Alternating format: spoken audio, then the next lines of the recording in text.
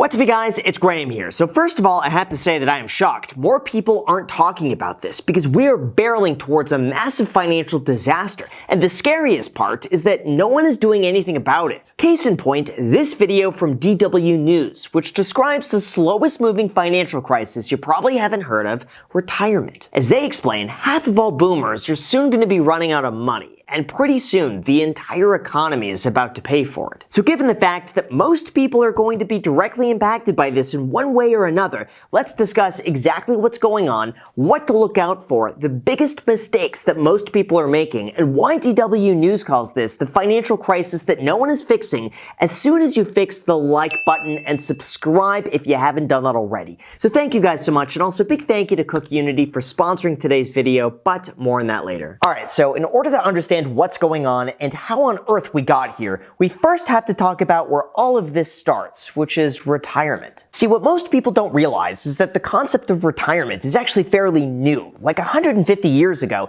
it was common practice that people would simply keep working until they passed away. But in 1889, a German chancellor decided to pay workers over the age of 70 to voluntarily leave their jobs so that the young, unemployed Marxists didn't attempt an uprising. And I guess in doing so, the concept of retirement was created. But as I'm sure you're aware, all good things eventually come to an end, and all of that abruptly stopped after the 1929 Great Depression. So in order to prevent older Americans from starving in poverty, in 1935, the Social Security Act was created, and by the 1950s, the American dream of leisurely retirement was in full swing. However, there was one glaring issue, because when the concept of receiving Social Security at 65 initially went into effect, the average life expectancy was just 58. So as people began living longer and longer, that created the problem of going broke. Like, here's the thing. Social Security is currently funded through payroll tax at a rate of 12.4%. Now, you would think that this system puts your money away in a safe account that you're able to use from your own proceeds when you're older,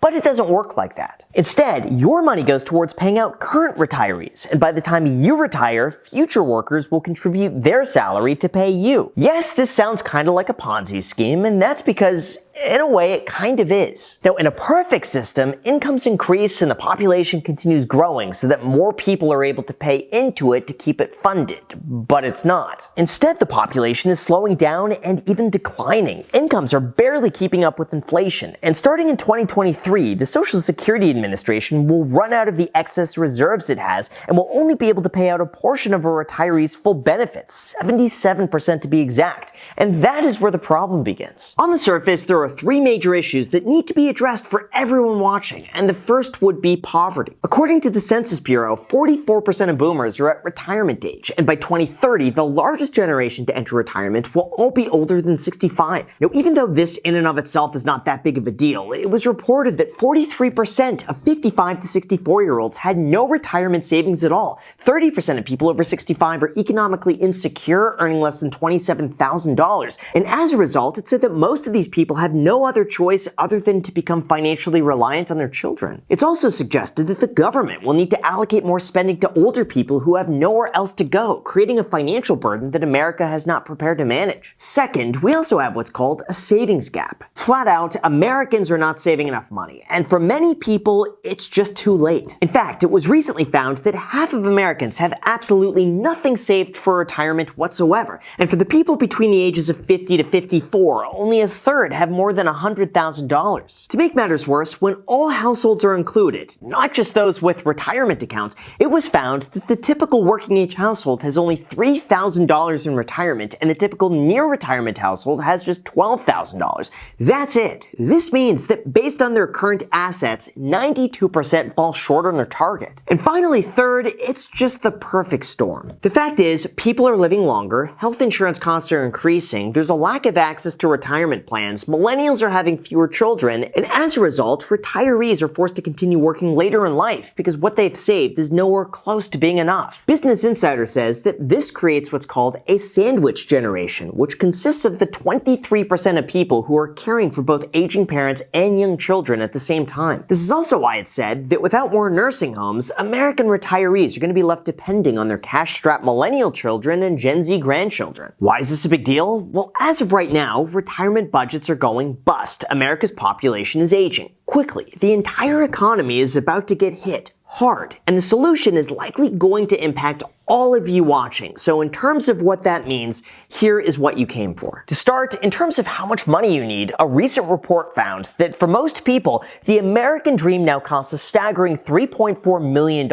And that dream is broken down as follows. $36,000 for the full cost of a wedding, $800,000 as the average cost of a home with interest over 30 years, $271,000 as the lifetime cost of owning cars, $5,800 for having 2 kids with insurance, $575,000 for raising those 2 kids until the age of 18, $934,000 as the lifetime cost of health insurance, $68,000 taking care of pets, $42,000 for college, $715,000 for retirement, and then $7,800 to pay for a funeral when you die. How lovely. Now obviously, you could choose to buy the American dream for a lot less, as long as you drive a used car longer than 6 years, get lower than a 7.2% interest rate on your mortgage, maintain good health insurance through your employer, reconsider going to college, and spend a lot less money on a wedding. Not to mention, some could also say that this study is double counting the cost of raising children, since additional housing and healthcare is already included. But regardless, this should give you a good idea that all costs are rising very fast. The reality is, unless you prepare yourself now, you will get left behind. And in terms of what to expect,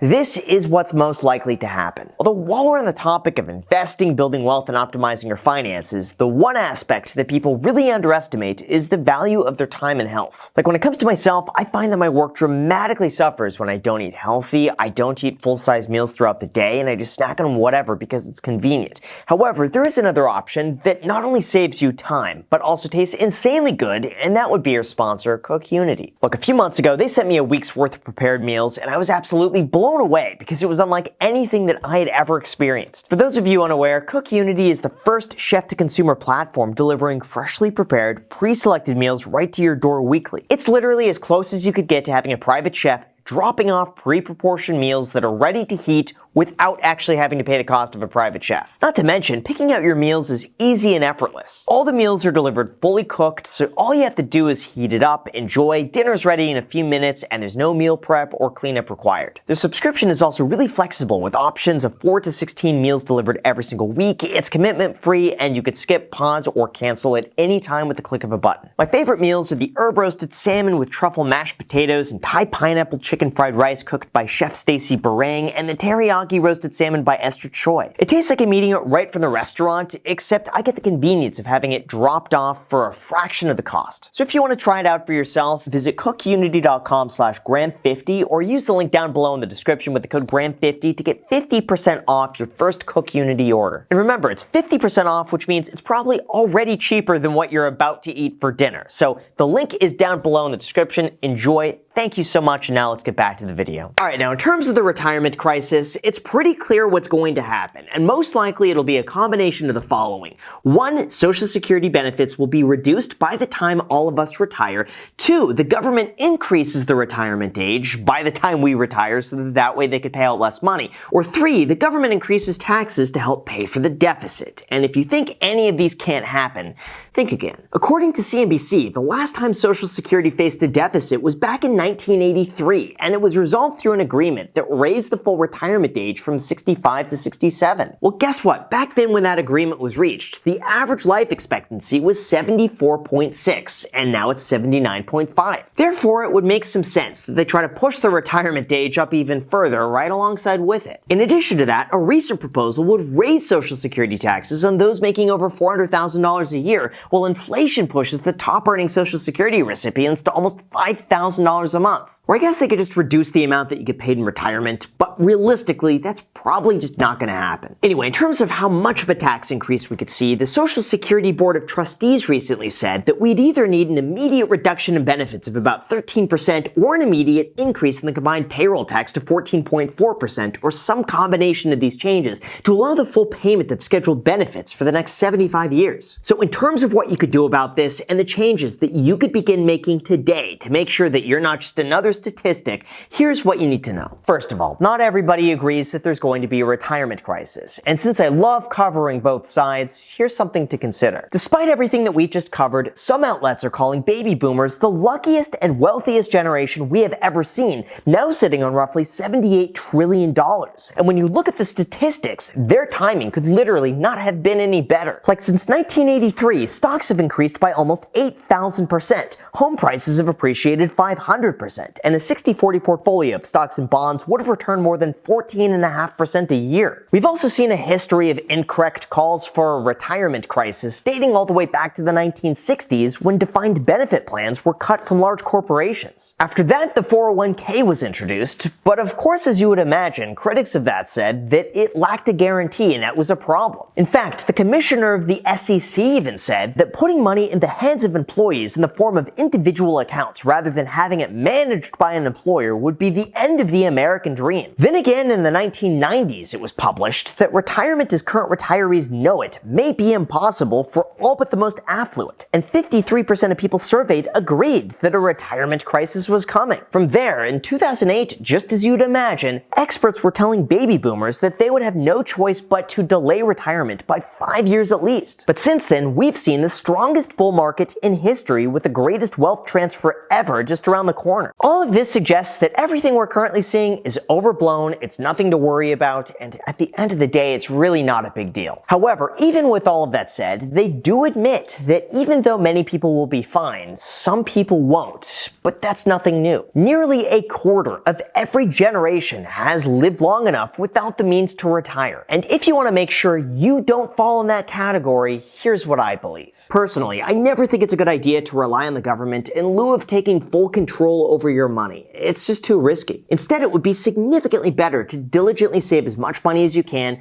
live below your means, learn as many skills as you can to increase your income, and then do that consistently for decades. Now, I'm sure there's always going to be people out there who say, but Graham, you could get hit by a bus tomorrow, so it's really important that you live in the moment for today. But personally, I tend to believe that you can still live for today, as long as you budget for it. Like, I'll admit, there's no point in living like a hermit just for the sake of saving money so that one day finally you'd be able to live your life at 65, although there is a balance to it. If you've calculated how much money you need in the future, you're saving enough, and your expenses are reasonable, then go and take a portion of that and spend it. Enjoy it. But don't go and blow money at the expense of your future self, because I gotta say, it's so much easier saving money when you're young. Not only do you have more time to compound your money and see it grow, but psychologically, it is a lot easier to keep your lifestyle the exact same and save the difference than it is to start spending more money and then need to make more money to sustain that lifestyle. Plus, the money that you're able to save at 20 years old is significantly more valuable than the money you're able to save at 30 years old. Like, just consider this. If you invested $10,000 at 20 years old at an 8% return, by the time you're 60, you're gonna have $217,000. But if you waited and invested that very same $10,000 at 30 years old instead, you would only have $100,000 by the time you're 60. That literally means that your $10,000 invested at age 20 is worth $117,000 more than just that same money 10 years later. Let that sink in. All of that should be enough to make you realize that you really just have two options. One, you could invest a small amount of money throughout your 20s, or two, you could invest a lot more money throughout your 30s and 40s to make up for it. To me, that first option just seems a lot easier. Of course, as far as how much money you would need to retire, that's the million-dollar question, quite literally. And to figure that out, let's work backwards, and I'll assume that you want to replace the median income here in the United States of $50,000 a year. Generally speaking, the rule of thumb is that if you invest in a broad index fund, you would be able to spend 4% of that portfolio every single year throughout retirement without running out of money. And that would mean you need $1,250,000 in order to retire. But sometimes, you know what, life just happens. So let's bump it up to $1.5 million just to be on the safe side. And here's exactly how you could get there. If you're 20 years old, you'll need to invest $416 a month or $5,000 a year. And by the time you're 60, you'll have just over $1.5 million invested. If you're able to do this within a Roth IRA, that that means all of this money is going to be yours completely tax-free. However, if you start doing this at 30 years old, you'll have to save $950 a month or $11,400 a year to reach that very same $1.5 million by the age of 60. And if you start at 40 years old, you'll have to save $2,300 a month or $28,000 a year just to be able to reach that very same amount. So you tell me, would you rather invest $416 a month at 20 years old or have to invest $2,800 at 40 years old? Which is better? Ideally, if you take direct control now, you shouldn't have to be miserable working away your entire life just to be able to retire and then die. There's options to finding work that you thoroughly enjoy, that you don't mind doing on a day-to-day basis. It's worth passing up on discretionary expenses for the possibility of saving more money. And as long as you're hitting your savings goals, if you have anything left over, feel free to spend it responsibly on things that bring you long-term value. By doing this, you'll hopefully get to enjoy the benefits of both worlds, of being able to live well now, but also enough that you'll still be able to support yourself if you live past the age of 100. So with that said, you guys, thank you so much for watching. I really appreciate it. As always, feel free to hit the like button, subscribe, and don't forget that you could get some free stocks worth all the way up to a few $1,000s when you sign up for an affiliate link down below in the description to make a deposit. Of course, I get a commission when you sign up, but you also get free stocks, so it's a win-win. Let me know which stocks you get. Thank you so much, and until next time.